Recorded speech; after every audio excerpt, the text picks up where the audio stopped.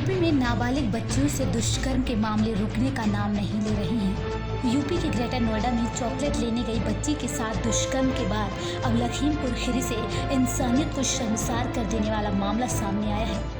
यहाँ अपने घर के बाहर खेलने गई एक 3 साल की मासूम से दरिंदगी के बाद हत्या कर उसे गन्ने के खेत में फेंक दिया गया। यूपी में हो रही इन घटनाओं के बारे में सोचकर ही रूह कांप जाती है, लेकिन दरिंदों को दया तक नहीं आती।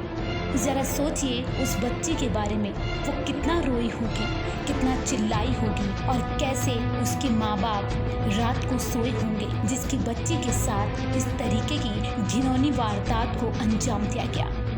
जरा उस बच्ची के बारे में सोचिए जिसने अभी चलना शुरू किया था, जिसकी प्यारी प्यारी बातों से पत्थर भी मोम हो जाते थे, वो जिसके फूल जैसे मुस्कान से पूरे घर में रौनक हो जाती थी, उसकी जिसकी तनिक भी गलती न थी।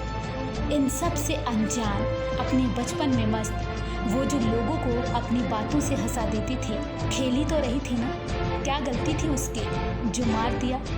वो जो किसी की आंख का तारा थी, उसके साथ दरिंदगी करते क्या हैवान को तनिक भी शर्म नहीं आई।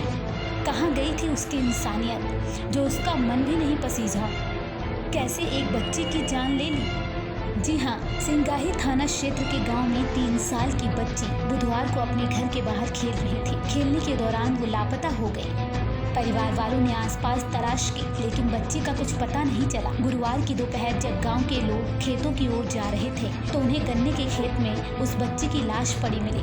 पुलिस की माने तो बच्ची के साथ रेप के बाद हत्या की गई थी और उसकी लाश को गन्ने के खेत में फेंक दिया गया था। फिलहाल इस मामले में किसी की भी गिरफ्तारी नहीं हुई है।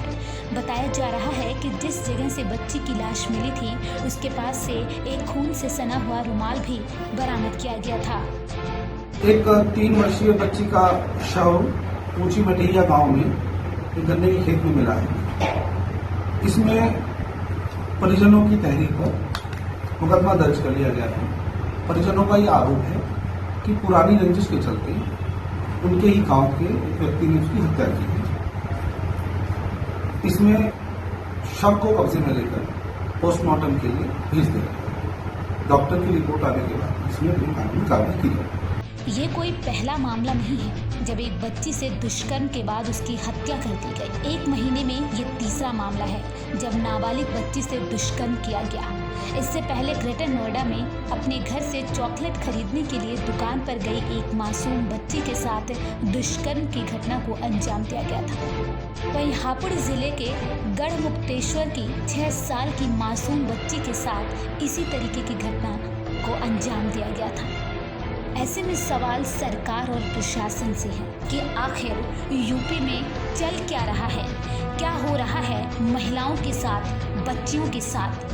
आखिर सरकार क्या कर रही है। कानून व्यवस्था इतनी लचर कैसे हो गई कि एक के बाद एक वारदातों को अंजाम दिया जा रहा है अपराधियों की तरफ से, और पुलिस वही कार्रवाई का झुंझुना पकड़ा देती है। इन पर लगाम क्यों नहीं लग पा रहा है।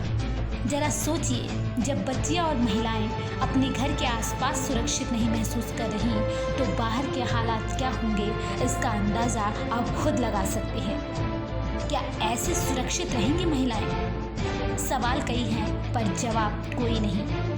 Bureau report, AB Star news.